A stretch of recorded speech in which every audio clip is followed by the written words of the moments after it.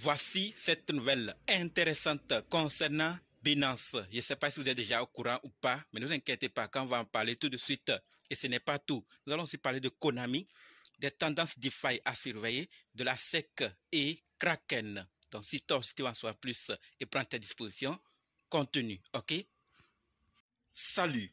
Ici, c'est la chaîne crypto-monnaie et investissement. Et sur cette chaîne, parlons de deux thèmes, les crypto-monnaies en général et quelques business en particulier. Alors, si ces deux thèmes vous intéressent, n'hésitez pas à cliquer sur s'abonner, activer la cloche de notification pour ne rien rater toutes les vidéos d'urgence. Et prenez place, car il y a de la place pour tout le monde, y compris vous, quelle que soit votre position géographique. Ok?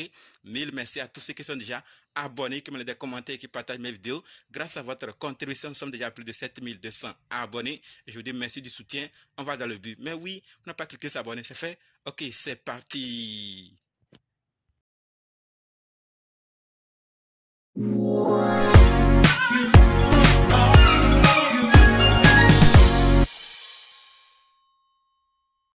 On commence avec Konami. Et ce que nous devons savoir, c'est que Konami lance une plateforme NFT appelée Rezela sur Avalanche. D'accord? La plateforme offre une technologie qui peut être utilisée pour des jeux crypto et d'autres applications. Konami est à l'origine de franchises telles que Metal Gear Solid, Silent Hill et Castlevania. En démocratisant l'accès aux technologies liées au Web 3, Konami Digital Entertainment vise à favoriser un environnement inclusif dans lequel les entreprises de divers secteurs peuvent exploiter le potentiel de l'innovation blockchain. Donc, tout le monde est en train de tout faire pour accéder à cette technologie Web3 et travailler aussi avec la blockchain. Donc, offrir un accès aux technologies liées au Web 3. Ça commence petit à petit comme ça et après, on va aboutir au grand projet lié au Web 3, à la technologie blockchain et d'autres technologies qui pourront arriver ou qui sont en cours de test.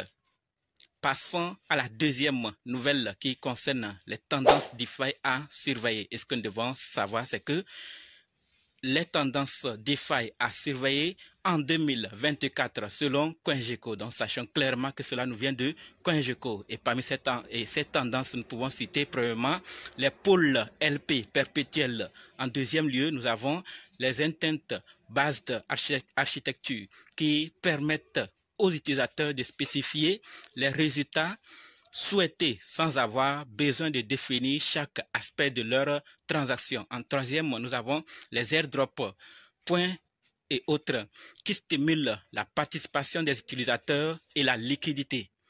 4. Les protocoles de liquide staking. 5. Les bridges cross-chain qui permettent l'interopérabilité. 6. Les RWA. 7.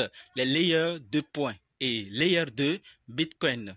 8. Les marchés de prédiction. Donc, c'est la liste de ces tendances DeFi à surveiller en 2024 selon CoinGecko. La liste peut aller encore plus loin, mais sachant que c'est ce nombre que CoinGecko. Maintenant, si vous avez d'autres, vous pouvez aussi citer pour qu'on puisse aussi découvrir davantage. Peut-être que vous avez accès à certaines technologies qui semblent négligées, mais vous voyez à long terme qui ont du potentiel. Donc, les commentaires ne sont pas désactivés. Vous pouvez les citer pour qu'on puisse aussi apprendre grâce à vous. Passons à la troisième nouvelle qui concerne la SEC.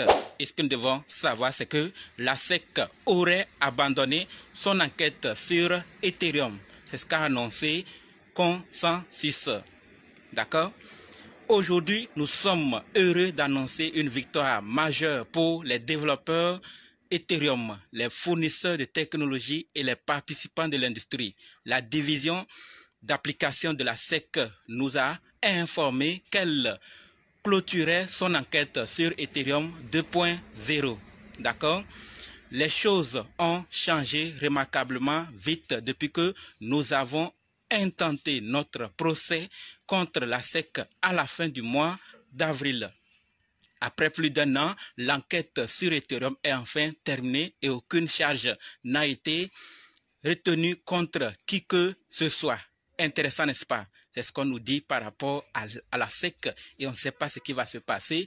Mais si ça continue comme ça pourra aussi porter de bons fruits à l'avenir parce que nous savons que quand la SEC met son pied sur un dossier, ça peut aussi pénaliser ou affecter beaucoup sur le court terme, le moyen ou le long terme, le projet en question. Donc, dire de telles informations sur Ethereum de la part de la SEC ou par rapport à la SEC, c'est intéressant et ça pourra aider aussi Ethereum à aller loin. Mais tout ça peut changer tout de suite grâce à un tout petit détail. Donc, restons concentrés. S'il y a quoi, vous le saurez à travers cette chaîne. Donc, si vous n'êtes pas encore abonné, abonnez-vous pour la suite. Passons à la quatrième nouvelle qui concerne Kraken. Et par rapport à Kraken, ce que nous devons savoir, c'est que Kraken signale un bug qui a entraîné le vol d'au moins 3 millions de dollars. L'exchange aurait ensuite reçu une demande de récompense de la part de l'individu en échange de la restitution des fonds. Pour Nick Percoco de Kraken, ces actions s'apparentent à de l'extorsion et non à un comportement de hacker éthique. Donc nous voyons clairement qu'il y en a plusieurs de ces cas.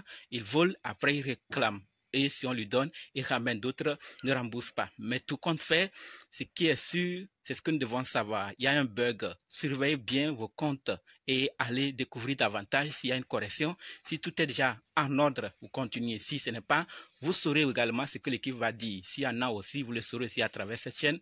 Et restons toujours concentrés. Et regardons ce qui va vraiment se passer. Nous avons vu beaucoup de plateformes qui ont subi, ils sont en sortie. Donc, il y aura aussi espoir pour Kraken de s'en sortir et aussi, si possible, rembourser ou s'entendre avec le voleur. Terminons avec la cinquième nouvelle qui concerne Binance. Une nouvelle intéressante qui peut aider plusieurs personnes. Et la nouvelle, c'est que Binance nous dit clairement: présentation d'une nouvelle promotion Binance Earn pour le staking Ethereum. Ça voudrait dire quoi? Vous allez staker Ethereum et vous allez avoir quelque chose en retour. Misez sur Ethereum pour obtenir une part de 99 120 CI en récompense de parachutage et gagner environ 3% en récompense APR dynamique. Je vais laisser le lien de tous les détails dans la description. Et pour ceux qui n'ont pas encore leur compte sur Binance, il y a beaucoup de choses qui se passent, de nouvelles fonctionnalités qui vont nous faciliter les choses. Hier, j'en ai partagé pour Erna. Donc, faites vite. Allez vous inscrire, le lien dans la description. C'est tout ce que je voulais partager avec vous. Merci d'avoir suivi jusqu'ici. Et maintenant, on se donne rendez-vous dans d'autres vidéos et dans les commentaires. N'oubliez surtout pas de nous rejoindre sur Telegram, WhatsApp, Facebook. Les liens sont dans la description. Le lien de description de Binance aussi serait dans la description. Allez, il y aura tout là-bas. N'oubliez pas de prendre aussi la formation. Merci.